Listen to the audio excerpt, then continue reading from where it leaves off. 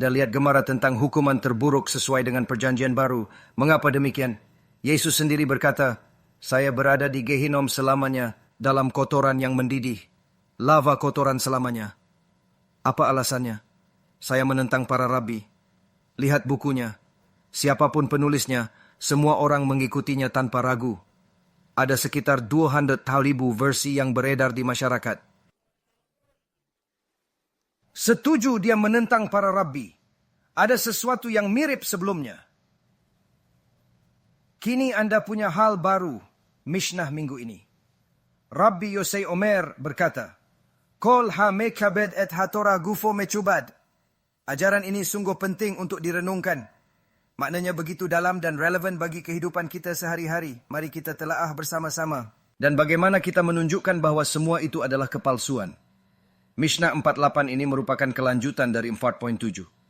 Kita sudah membahas 4.7 kemarin. Jelas Tefilat Shema tidak direncanakan. Ini menjadi bukti kuat bahwa aturan-aturan tersebut dibuat secara artifisial dan tidak memiliki dasar yang kuat. Anda lihat di sini dikatakan Rabbi Yossi berkata, siapapun yang menghormati Torah akan dihormati oleh orang-orang. Siapapun yang mencemarkan Torah akan dicemarkan oleh orang-orang. Jadi Rabbi Yossi, terjemahan sederhananya adalah bahwa siapapun yang menghormati Torah, siapapun yang menghormati para rabbi, siapapun yang menghormati Talmidei Chachamim, siapapun yang menghormati Hashem, Hashem akan membimbing orang-orang untuk mencintainya. Dunia di sekitarnya. Cintailah dia karena dia mencintai Anda lebih dulu. Mencintai Hashem berarti mencintai putranya dan semua ciptaan. Dunia akan membalas kebaikan Anda dengan kasih dan berkat. Sebaliknya, membenci Hashem berarti membenci anaknya dan umat manusia. Anda menodai mereka dan Torah suci, sumber kebijaksanaan. Akibatnya dunia akan membenci Anda dan hidup menjadi penuh tantangan. Ini awal dan akhir Yesus ya, disebutkan Talmidei Chachamim dan Chazal. Para bijak yang sangat dihormati dalam masyarakat. Akibatnya dunia di sekitarnya membencinya dengan sangat. Mereka tidak segan-segan menyalibkan, membunuh, dan menyiksanya tanpa belas kasihan, hanya karena perlawanannya terhadap otoritas keagamaan. Jadi kalau saya cakap, dia sering dihina oleh bangsawan. Ya, ini hal pertama tadi yang perlu diperhatikan. Hal kedua, bagaimana ini terkait dengan hidup kita? Ya, semua bergantung cara kita belajar dan memahami. Siapa Rabbi Yosei? Dia bukti nyata hal ini. Rabbi Yosei ben Halafta tinggal di Usha, Galilea. Dia biasa memproses kulit. Selain sebagai seorang bijak, dia biasa memproses kulit. Dan dia hidup pada zaman Rabbi Akiva. Dan dia adalah murid Rabbi Akiva. Tepat pada masa ketika Kekaisaran Romawi, Yimak Shemam Vazichram memiliki Kaisar Hadrianus. Hadrian, Abayanus dalam bahasa Ibrani, membunuh Rabbi Akiva. Mereka mengupas kulitnya, tapi alih-alih mengeluh, Rabbi Akiva dengan teguh mengucapkan kriyat Shema. Shema Yisrael, Hashem Elokeinu, Hashem Echad. Jiwanya meninggalkan tubuh tepat saat mengucapkan kata terakhir, Echad. Menyucikan nama Hashem hingga akhir hidupnya. Saat disiksa oleh Syaidim kecil, murid-muridnya berkata, Rabbi, Anda bisa mengucapkan Shema, menyebut nama Hashem, dan membunuh semua orang di sini. Mengapa Anda membiarkan ini terjadi? Anda berusia 120 tahun. Mengapa menghadapi begitu banyak penderitaan? Dia berkata dengan penuh keyakinan, seumur hidup saya, berusaha memenuhi mitzvah dalam kriyat Shema. Hati dan uang telah saya berikan sepenuhnya, tapi hidup saya belum. Saya selalu khawatir tak akan bisa memberikan hidup saya untuk Hashem. Kini, setelah 120 tahun menunggu, akhirnya saya punya kesempatan berharga ini. Apakah Anda sungguh ingin merusaknya untuk saya? Hingga akhir hidupnya, Tzaddik Yesod Olam mencapai tingkat ke-50, tertinggi dari Kedusha yang menguduskan nama Hashem. Lehavdil, JC, apa yang dia lakukan saat disalib. Mengeluh kepada Tuhan, "Mengapa engkau meninggalkan aku?" Tunggu, bukankah dia Tuhan? Dia meninggalkan dirinya sendiri. Di mana? Di kamar mandi. Apa yang sebenarnya terjadi? Apakah engkau akan meninggalkanku? Mengapa mengeluh tentang dirimu? Jika engkau Masyiach, bagaimana berani mengeluh tentang Tuhan? Tidakkah engkau tahu bahwa Hashem menjadikan segalanya untuk kebaikan? Rabbi Yossi hidup pada masa ini. Mengapa penting? Kapan Rabbi Yossi hidup? Ia murid Rabbi Akiva dan hidup pada masa Kaisar Hadrian. Mengapa ini begitu penting? Karena Rabbi Yossi adalah penulis, menurut Rabbi Yochanan, dalam Masechet Yevamot, halaman 82, dari sebuah buku yang disebut Seder Olam. Seder Olam memiliki dua bagian penting, Seder Olam Rabbah dan Seder Olam Zuta. Dalam Seder Olam Zuta yang merupakan bagian lebih pendek, Rabbi Yossi, lihatlah di sini Siyata Dishmaya, dengan kebijaksanaan yang mendalam, Rabbi Yossi mengatakan, Yeshu yang disebutkan dalam Gemara sebagai murid dari Yehoshua ben Prachia adalah Yeshu Hanotsri. Dia adalah Yeshu Rasha Merusha yang menyesatkan Am Yisrael dari Hashem. Orang yang sama. Siapa? Rabbi Yossi. Seolah-olah Anda berpikir saya merencanakan orang ini membuat video tentang saya. Ini adalah hal yang penting untuk diingat dalam konteks sejarah kita. Mungkin Anda berpikir hanya ada satu pendapat karena gereja Kristen mengklaim tidak mungkin menjadi murid Yeshua ben Prachia. Eliezer Hakalir juga menyatakan hal yang sama tentang Rabbi Yehoshua ben Prachia. Mengapa? Menurutnya Rabbi Yehoshua hidup 200 tahun sebelum catatan sejarah menyatakannya. Yesus hidup karena Yesus hidup pada masa Hadrian. Inilah masalahnya. BOC pergi pada masa Hadrian. Jadi Anda akan memberitahunya siapa yang dia lihat, siapa yang tidak dia lihat. Dia sebenarnya hidup di sana. Jika Yesus, apapun yang ingin Anda sebut dia, Yeshua, apapun yang Anda inginkan, sebutlah itu. Jika dia hidup, dia pasti tahu orang ini berjalan di atas air, menangkap ikan dengan ajaib, menjual permen manis, dan mendapat apapun yang diinginkan. Hei, Yeshu Manishma, apa kabar? Ada apa? Dia bilang, ada apa? Tos, Anda harus melakukan teshuva, bertobat. Dia berkata, saya hidup dan menulis sebuah buku penting. Dalam buku itu, ada catatan sejarah yang menakjubkan. Catatan sejarah tentang zaman Adrian Yeshu tidak ditemukan di manapun. Hanya ada dua sumber yang membicarakan Yeshu. Perjanjian Baru, 300 tahun setelah kematiannya, dan tidak ada lainnya. Tidak ada surat kabar, jurnal atau laporan anak-anak yang menulis tentangnya. Ketika anak-anak ditanya di sekolah, siapa idola Anda? Mereka mungkin menjawab, Abba adalah idola saya. Pemain baseball adalah idolaku. Smurfs juga. Yesus yang konon berjalan di atas air adalah idolaku. Namun, tidak ada yang menulis tentang mereka. Di Florida sekarang ada olahraga dan camp. Jika tim baseball anak-anak usia 7 dan tahun bermain, beberapa surat kabar akan menulis tentang pertandingan itu. Tapi dulu, tidak ada yang menulis laporan tentang idola-idola ini. Tidak ada catatan atau bukti tentang keberadaan mereka. Dalam skema besar, permainan ini tidak terlalu penting. Hanya orang tua yang benar-benar peduli. Namun beberapa surat kabar akan membuat masalah besar dan menulis tentangnya dengan penuh semangat. Jika ini pertandingan kejuaraan antara dua kota atau negara, mungkin akan masuk berita nasional meski hanya permainan anak-anak berusia 10 tahun. Hal ini menunjukkan betapa media terkadang melebih-lebihkan peristiwa kecil menjadi berita besar. Seseorang pasti akan menulis tentang itu, entah jurnal atau artikel surat kabar. Jika Masyiach atau Tuhan dalam bentuk manusia tiba, pasti ada yang menulis. Itu hal luar biasa, bukan?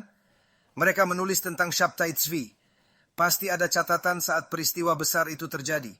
Bisa berupa jurnal pribadi, surat, catatan cinta, pertunjukan teater, atau acara realitas TV. Apapun bentuknya, sesuatu pasti akan ditulis dan diingat. Acara realitas menampilkan Mary berselingkuh, tapi dikatakan Tuhan yang membuatnya hamil. Saya ragu, mungkin ada hal lain terjadi. Mengapa hanya satu catatan? Tidak ada sumber lain. Mari telah lebih dalam isi teks untuk mencari kebenaran. Itu bukan dia. Apa maksudmu? Dia hidup saat itu. Itu satu-satunya catatan. Ada cacamim lain bilang itu orang lain. Mari lihat kata cacamim. Ceritanya, Raja Yanai bunuh banyak cacamim. Saudari Shimon ben Shetach, istri Raja Yanai, dia kirim surat keadaan tenang.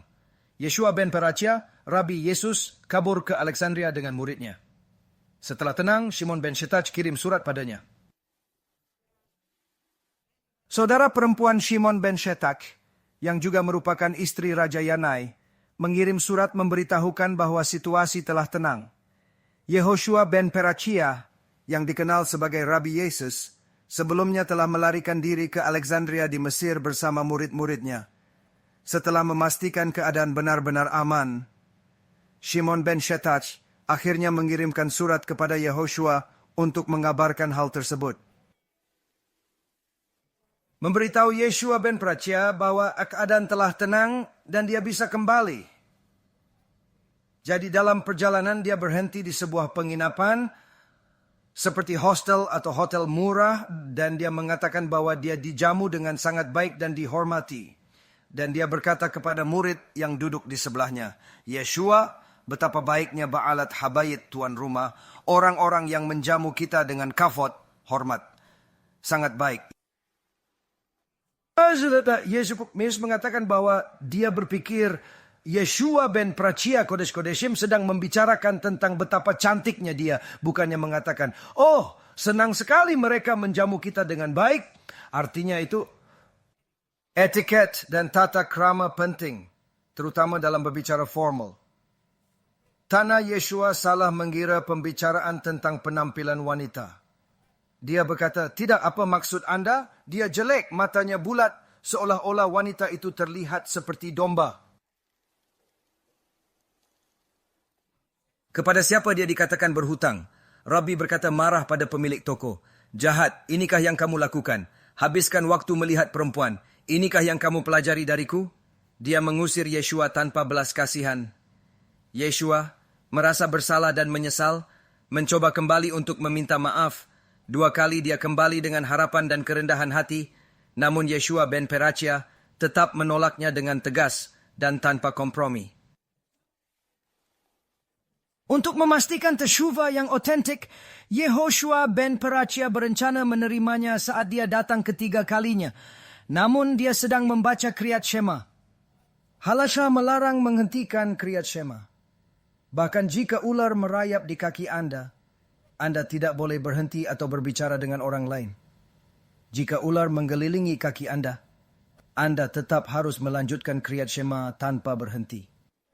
Aku ada yang ingin bicara saat Kriyat Shema. Kita tidak menghentikannya. Kita hanya memberi isyarat tangan untuk menunggu. Yesus tak sabar menunggu. Dia merasa ditolak lagi dan berkata akan melawan cacamim dan orang Farisi. Dia menyebut para bijak sebagai orang Farisi. Dia bertekad melawan mereka. Apa yang akan dia lakukan? Dia akan mulai. Dia mengingat, kita akan sihir itu pendapat berikut menjadi Baal-Ov. Yehoshua ben Perachia berpikir, dia remesa Yahudi, aku akan berjalan seselamangku saja. Dia merendahkan diri dan mendatanginya. Berada, Shazor baca, lakukan teshuva, kembalilah saya. Halaman 47 menyatakan, Yeshua berkata, saya belajar dari Anda bahwa jika seseorang menyesatkan orang lain dan memimpin mereka melawan Tuhan, mereka tidak lagi memiliki kesempatan bertobat. Teshuva. Dan dia pergi menolak teshuva. Namun ini tidak sepenuhnya benar. Torah mengajarkan bahwa setelah seseorang menjadi cote harabim atau min yang membuat orang lain menentang Tuhan, dia tidak mendapat bantuan surga untuk berteshuva. Seseorang selalu bisa bertesyuva, tapi tanpa siata dismaya yang biasanya diberikan pada pendosa biasa.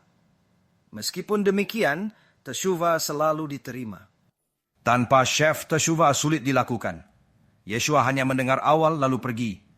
Para Mesianik kini tak ingin Anda percaya ini Yeshua yang sama.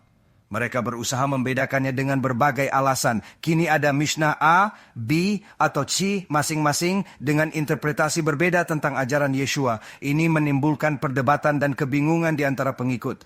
Perbedaan pandangan ini menyulitkan pemahaman yang seragam tentang ajaran asli Yeshua, menciptakan perpecahan dalam komunitas. Bar Halafah memverifikasi isu yang sama. Mari kita lanjutkan. Dalam Tosafot pada Sanhedrin Sanhedrin 3a, terdapat komentar penting tentang Tehillim, Mazmur 90-10. Dan mereka berkata dengan penuh makna, semoga anakmu tidak pernah menjadi seorang. Komentar ini memiliki arti yang mendalam dan signifikan dalam ajaran Yahudi. Pernyataan ini mengandung pesan moral yang kuat dan menjadi bahan renungan bagi para pelajar Torah. Seperti pepatah kuno, semoga Anda tidak pernah memiliki seorang putra atau seorang talmid yang merusak masakannya sendiri di depan umum seperti Yeshua Hanotsri. Komentar mendalam ini pada pasuk tersebut menyatakan bahwa Anda harus selalu berdoa dengan sungguh-sungguh agar Anda tidak pernah memiliki seorang putra atau seorang talmid yang merusak segalanya sehingga menuntun orang lain untuk berdosa seperti yang dilakukan oleh Yeshua Hanotsri.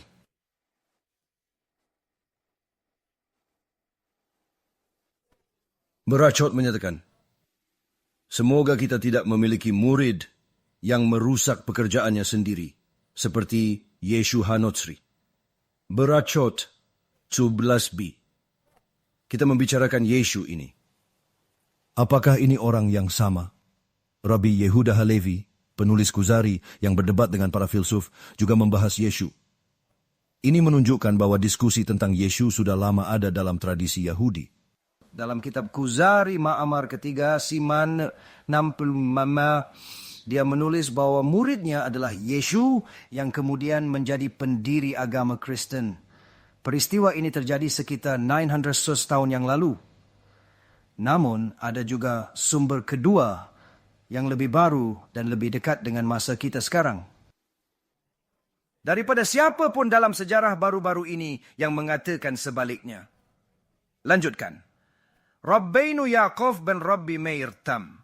Rabbeinu Tam, putranya, putra Rabbeinu Yaakov, mengatakan dalam Tosafot pada Masechet Shabbat, halaman 104b. Yeshu adalah murid Yeshua ben Prachya, Yeshu yang memulai Kristen. Ini, sekali lagi, hampir 900 tahun yang lalu. Rabbi Yitzhak ben Yosef Ha-Israeli dalam Yesod Olam menyatakan bahwa dasar kekristenan dimulai pada masa Yehoshua ben Perachia karena muridnya Yeshu. Sekali lagi, hal ini menjadi perdebatan penting. Rabbi Yitzchak Abarbanel, pemikir besar yang akrab dengan kekristenan. Ia menjabat sebagai bendahara Raja Spanyol selama Inkuisisi, saat orang Yahudi dibunuh dan diusir. Meski kami menang dalam debat teologis, penganiayaan berlanjut. Abarbanel memahami kekristenan secara mendalam karena posisinya dekat kekuasaan, meskipun masa itu sangat sulit dan berbahaya bagi kaum Yahudi di Spanyol. Memang benar-benar pecundang dalam sebuah tafsiran pada kitab Daniel. Yang kesanihan tanah dia menulis sebuah buku berjudul Mayan Elosh Yeshua. Dan dia mengatakan sebagai berikut.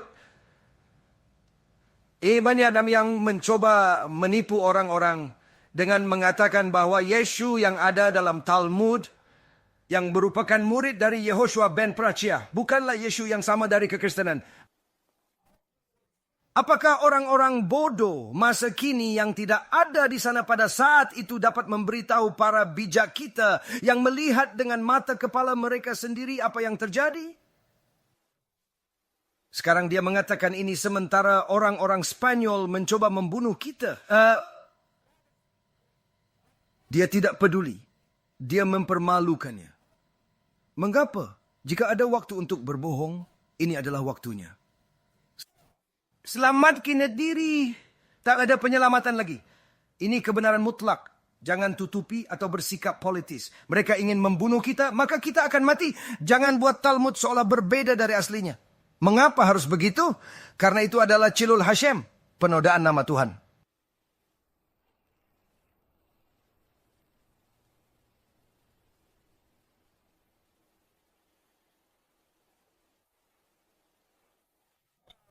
Rabbi Aharon dari Lunel, dalam surat yang dikasih di Sefer HaChachamim, Mekorot Hayamim, Oxford 5448, menyatakan dengan tegas, saya telah melakukan penyelidikan dan perhitungan yang sangat mendalam mengenai kalender Kristen. Dan apakah kalender tersebut benar-benar dimulai dengan kelahiran Yesus? Dikonfirmasi bahwa ini adalah kesalahan besar. Kalender Kristen adalah kesalahan besar. Mereka mengklaim bahwa kalender mereka dimulai dengan kelahiran atau kematiannya. Tidak ada hubungan sama sekali. Sungguh menyesatkan. Yesus sebenarnya ada pada masa Yehoshua ben Parachia, jauh sebelumnya, dan saya telah mengonfirmasinya dengan berbagai para sarjana Kristen terkemuka.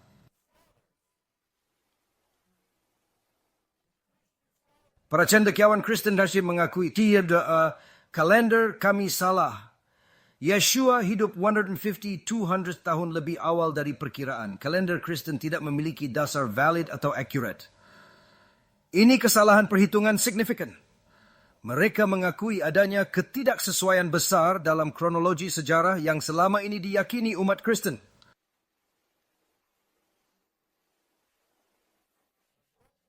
Rav Yom Tov Lipman dalam Sefer Hanitzachon Siman 332 mengatakan bahwa Yesus yang merupakan Notzri adalah murid dari Yeshua ben Parachia. Dan apa yang dikatakan oleh orang Kristen mengenai dia lahir pada masa Huldas yang berarti Hadrian adalah sepenuhnya salah. Itu terjadi lebih dari 100 tahun kemudian. Artinya 150 tahun kemudian, dalam jangka waktu yang sama persis. Seperti yang telah kami katakan, BOC mengonfirmasinya ahli-ahli Allah yang hampir 2,000 tahun yang lalu pada saat itu. Jadi kita tidak hanya memiliki bukti dari 500, 800, 900 tahun lalu. Kami membuktikannya 2,000 tahun lalu. Seharusnya terjadi saat ini, disaksikan oleh orang-orang.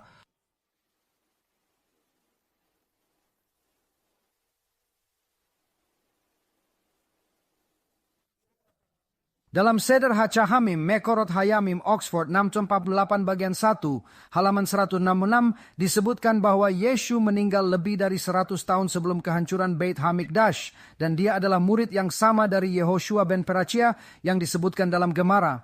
Ra'avad dalam Sefer HaKabbalah mengatakan bahwa para sejarawan menulis bahwa Yesus adalah murid Yehoshua ben Parachia pada masa Raja Yanai yang lebih dari 110 tahun sebelumnya. Frankie Peraya, orang Kristen, mengatakan bahwa dia lahir, tetapi kebenaran ada di tangan kita. Kebenaran ada di tangan kita karena Mishnah tidak berubah. Dan ada banyak lainnya yang mengatakan hal yang sama. Ada beberapa yang mengatakan sebaliknya.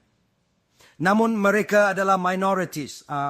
Tradisi kami telah bertahan selama berabad-abad menjaga kebenaran ini. Pendapat yang dominan, mayoritas besar pendapat para bijaksana adalah masalah yang sama, hal yang sama, hal yang sama. Sekarang, mereka yang memiliki pendapat berbeda juga memiliki syita yang berbeda mengenai siapa dia sebenarnya. Ada sekitar beberapa pendapat berbeda tentang siapa dia. Tosafot harus menulis bahwa masalahnya berbeda. Ini menunjukkan adanya perdebatan yang cukup kompleks di kalangan para cendekiawan mengenai identitas sebenarnya dari tokoh yang dibicarakan. Yang disebutkan dalam Sota dan Sanhedrin adalah Reshaim. Mereka menggunakan sihir dan menyesatkan orang Yahudi. Keduanya minim. Rabbi Yehuda Hechasid setuju ada dua Yesus berbeda dalam Gemara, tapi keduanya Reshaim. Tidak ada manfaat bagi mereka apakah yang satu atau lainnya. Mereka berdua jahat dan berada di Gehinom selamanya. Ini tidak membuat perbedaan.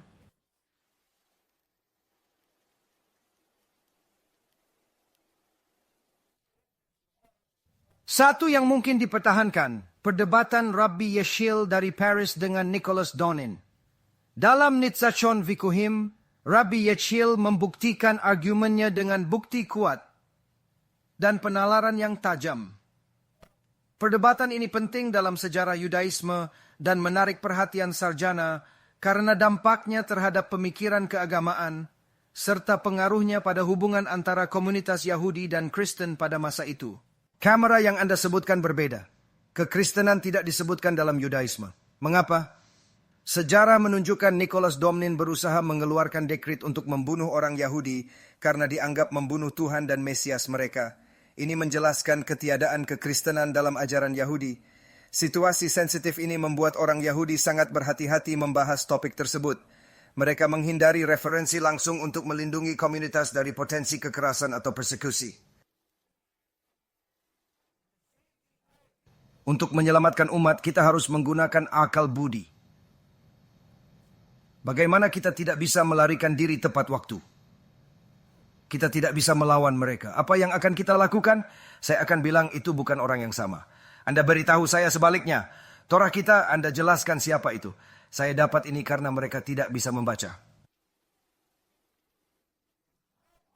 Dia tidak berargumen karena bukan orang yang sama, tapi untuk menyelamatkan nyawa kita.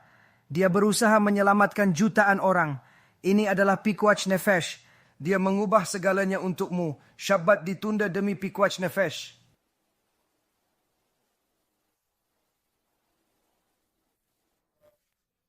Yang mana di sini, Anda lihat sebagian besar sumber membuktikan Yeshu Yimach Shemo Vezichro ini memang orang yang sama. Tidak ada kesalahan tentang itu. Ya.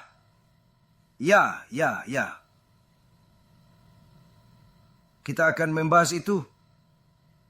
Kita akan membahas itu. Terima kasih. Jadi sekarang Anda melihat dari sini bahwa orang ini, orang yang sama. Orang yang sama. Ada pendapat lain. Pendapat lain bahwa dia sama sekali tidak pernah ada. Pendapat yang menyatakan dia tidak pernah ada sama sekali karena tidak ada catatan tentang dia selain di dalam Gemara. Dan jika mereka mengatakan itu bukan orang yang sama, maka dia tidak ada. Tidak ada catatan tentang keberadaannya. Itu adalah pendapat lain. Pendapat lain sebenarnya, itu disebut Ben Stada. Ben Stada. Ben Stada adalah cerita yang jauh lebih menarik. Mengapa dalam Ech Tovli Yisrael oleh Rav Yitzchak Ephraim, ia menulis dalam Perek Bet, Perek Sheni dalam Siman Vav. Penjelasan ini memberikan wawasan penting tentang asal-usul dan signifikansi nama Ben Stada dalam tradisi Yahudi. Dalam catatan kaki di sini, ia menulis seluruh kisah Ben Stada bahwa dulu ini adalah bagian dari Gemara, tetapi orang-orang Kristen mengambil semuanya. Jadi disebutkan, Yesus disebutkan dalam Gemara, tetapi jika Anda melihat terjemahan bahasa Inggris dari Gemara, itu tidak disebutkan. Namanya tidak ada di sana. Yeshu tidak ada di sana. Dalam beberapa versi Ibrani, dia ada di sana. Beberapa, tidak semua. Kenapa gereja mengancam membunuh kami jika tidak menghapusnya? Jika bukan orang yang sama, kenapa peduli? Jika bukan orang yang sekarang mendidih dalam kotoran, kenapa peduli jika ada di Gemara saya? Itu bukan orang yang sama. Bukankah aneh? Perlu dipertimbangkan. Mengapa Anda memberi sanksi dan ingin menyakiti kami hanya karena nama yang sama? Tahukah Anda berapa banyak orang bernama Yakov, Yitzchak, atau Yeshua? Banyak sekali. Jadi mengapa Anda melakukan ini semua? Mengapa Anda menempatkan pedang di leher kami? Apa alasan di balik tindakan Anda? Ada alasan lain lagi? Banyak yang percaya bahwa orang ini juga dikenal sebagai Ben Stada atau mungkin Ben Stada yang sebenarnya. Namun, hal ini tidak baik dan menimbulkan masalah. Mengapa dia disebut Ben Stada? Gemara menyebutkan bahwa dia adalah anak dari seseorang yang tidak disebutkan namanya. Hal ini tentu saja menimbulkan banyak pertanyaan tentang identitas sebenarnya dari orang tersebut. Miriam Magdalene, dalam bahasa Ibrani juga disebut demikian. Dia pernah menikah dengan Papus ben Yehuda, seorang cacamim yang terpandang. Papus ben Yehuda adalah tokoh penting dalam sejarah Yahudi dan pemimpin spiritual yang sangat dihormati di kalangan masyarakatnya. Keduanya berperan signifikan dalam komunitas mereka, memberikan bimbingan dan inspirasi, meski menghadapi berbagai tantangan dan kesulitan pada masa itu. Papus ben Yehuda besar adalah suami pencemburu. Dia melarang istrinya, Miriam, keluar rumah dan menguncinya saat pergi. Chazal menyatakan tindakan ini salah. Kesalahan ini memberi Miriam alasan untuk ingin melarikan diri. Mencari kebebasan, dia bertemu seorang pacar yang berbicara dengannya penuh perhatian, mirip kisah Romeo dan Juliet. Gender lah, dia pergi. Miriam, kapan kamu akan turun? Suatu hari di Yom Kippur, kata Gemara, Papus pergi berdoa di sinagoga. Pacar bernama Pandira memanggil Miriam dengan hasrat. Miriam, berapa lama kamu akan terkunci? Ingin ikut denganku? Tanpa ragu, dia melarikan diri bersamanya, meninggalkan kehidupan lamanya. Dia hamil pada Yom Kippur. Sekarang, Van, apa yang terjadi pada seorang wanita dalam Yudaisme? Seorang wanita Yahudi yang tidak hanya pergi dengan seorang pria, tetapi juga sudah menikah. Itu disebut Eshet Ish. Seorang Eshet Ish dikenakan hukuman mati. Untuk menghindari hukuman mati, apa yang mereka lakukan? Mereka menciptakan sebuah cerita. Tuhan membuat saya hamil. Hanya ketidaktahuan yang membawanya. Intinya, itulah ceritanya. Itu Pandira. Jadi Ben Stada dinamai berdasarkan ibunya. Berdasarkan ibunya itu disebut Sota. Dia adalah seorang Sota. Mengapa? Karena dia mamzer, anak dari wanita yang berselingkuh. Pendapat lain menyebut Ben Stada sebagai Yeshu, meski masih diperdebatkan. Dia mungkin murid Yeshu ben Parkia, namun tidak pasti. Semua sepakat dia tidak baik dan memiliki reputasi buruk di masyarakat. Karakternya dipertanyakan banyak orang.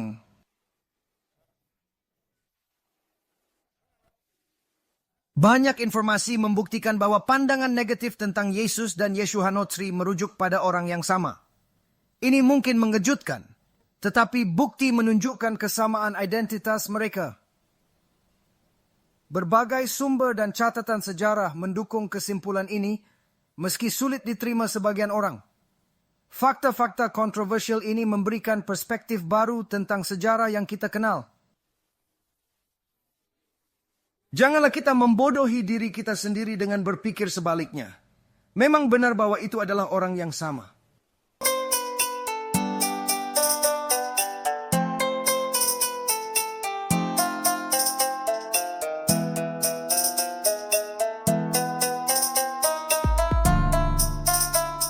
Let me know what you think and make sure to share it because other people need to learn too.